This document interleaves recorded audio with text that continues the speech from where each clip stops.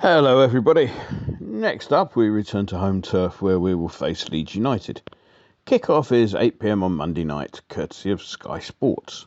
So at least you won't have to rush your tea, even if you'll be cutting it fine for lights out towards the end.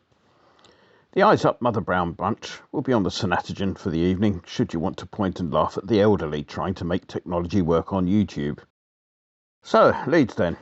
There are generations of you out there who won't remember the nasty, dirty match-fixing, allegedly cheating side of the 1970s, and so will have not had the ingrained distaste for this particular club that those of us of a certain vintage have become used to over the years. Let me put it this way. If there were people looking at pulling down statues in football as well as the wider world, the Bremner statue would be pretty high on the list of those to end up at the bottom of a canal. To be fair to that 1970s side, they could play some football, and they weren't doing an awful lot different to the Liverpool side of the era. It was just that in Shankly the Scousers had a better PR machine, which seemed able to persuade people that Tommy Smith was a cultured ball player, whilst Norman Hunter was just a thug. Bringing things up to date, the modern-day Leeds currently sit in 11th place with 35 points gained from the 26 games played so far. Current form is best described as a bit patchy, with them having won 2 and lost 4 of their last 6. The wins both came at home against Palace 2-0 and Southampton 3-0. The defeats came at home to Everton and Villa 2-1 and 1-0 respectively, and on the road at Arsenal and Wolves 4-2 and 1-0 respectively. Like most teams, they weren't particularly active in the January window, much to the delight of Daisy, the socially distant support bubbling personal assistant with a beautiful smile, who is able to spend yet another day in the Avram Grant Olympic rest home for the bewildered spa facility, where she's currently awaiting the arrival of another fruit-based alcoholic cocktail with an umbrella sticking out of the top, before moving on to a sunbed session, a swim and a massage. Getting back to Leeds, of all the players that have been in their squad all season, the top scorer is Patrick Bamford. Until this season, he's never struck me as someone who's been, prolific. On Chelsea's books for something like 5 years, he was more part of their loan stock than a serious contender for the first 11, as evidenced by his failure to make a single league appearance at that time. Possibly all the chopping and changing did him no favours.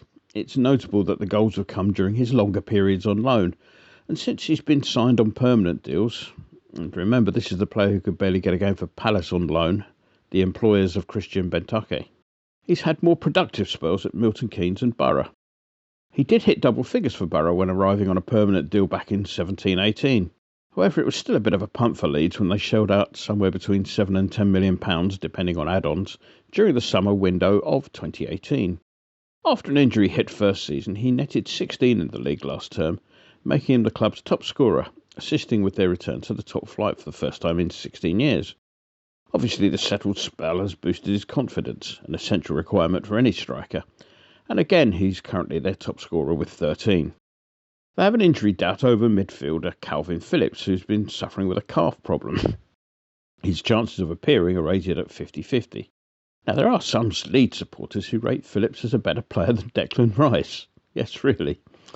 Presumably they're the same people who believe that the moon landings never happened, that the COVID vaccine is full of 5G microchips, and Piers Morgan is a really good journalist who's just a bit misunderstood.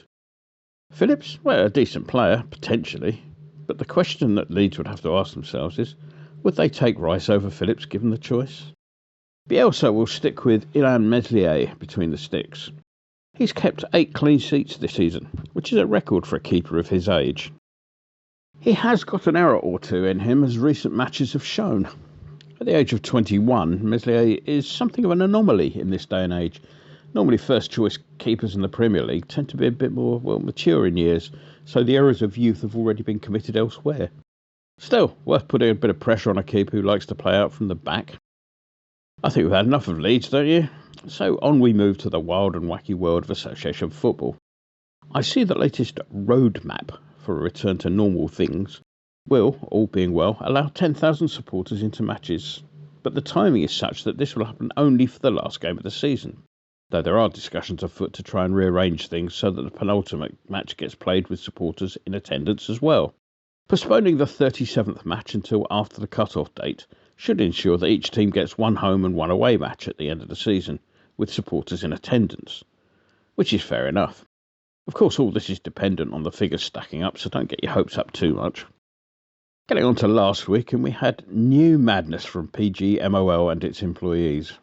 Lee Mason plumbed new depths in the West Brom Burnley game last week. Watching it live was something to behold. Even for Mason, who always looks like the fat kid who's been called upon in school to solve a quadratic equation, when in fact he has issued adding 2 plus 2 without using his fingers, this was a moment of pure and utter farce. For those of you who didn't see it, it went something like this. Mason awards free kick. Burnley ask if it's okay to take it. Mason says yes. Mason blows whistle. Burnley take free kick. Mason blows whistle again. Ball goes in net. West Brom circle Mason. Mason disallows goal. Burnley circle Mason. Mason allows goal. VAR gets involved. VAR desperately looks for an offside that would allow the goal to be disallowed.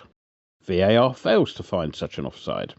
Mason spends a while walking about being followed by Burnley and West Brom players, all of whom have an understandable desire to establish what the hell's going on.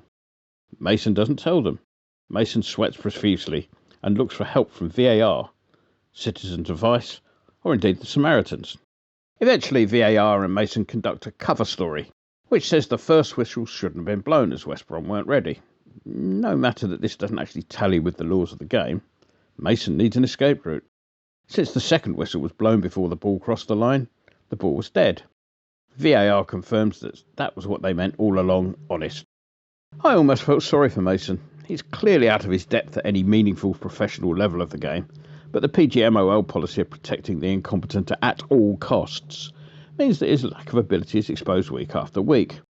Something spectacular like this was bound to happen for him sooner or later. I note that he was seen leaving the disaster scene with a heavy limp, which will conveniently give him at least a week off, no doubt. Let's move on to us.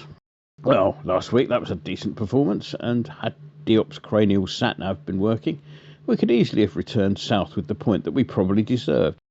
It says a lot for how far we've come in 12 months that we've got legitimate claims to say that, rather than coming home with a defeat, the narrowness of which papered over the cracks arising from the fact we were never in the game, we've missed out purely because of a last-minute header.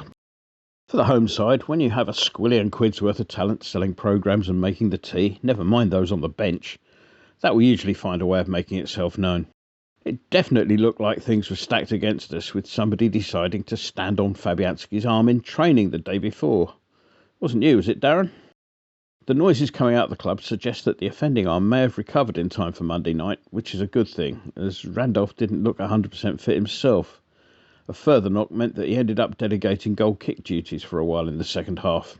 Still, we had 2 keepers on the bench again, though I don't suppose you're allowed to play them simultaneously, even if Man City are the opponents. Other injuries include the definitely out trio of Arthur, Yarmo and Oggy, and the still recovering but in with a slight chance Fredericks, who was just beginning to show a decent bit of form before he went and caught groin. Our opponents will of course have a fully fit Mike Dean to rely on, in what must be one of the biggest 2-fingered salutes given by anyone in the game towards the game itself. PGMOL have not only allowed him to continue working, despite his continuous appalling record over a long period of time, they've sent him back to officiate the team who suffered his last big blunder. He's definitely the sort of person who one could imagine holding a grudge, and having had his bizarre decision to send off Souček overruled, it would be absolutely no surprise to see him go all out for some form of revenge. The decision to appoint him for this game is quite simply disgusting. So let's move on to the prediction then. Well, all things considered, I'll make my prediction on the basis that Dean tries to behave in the best interests of the game.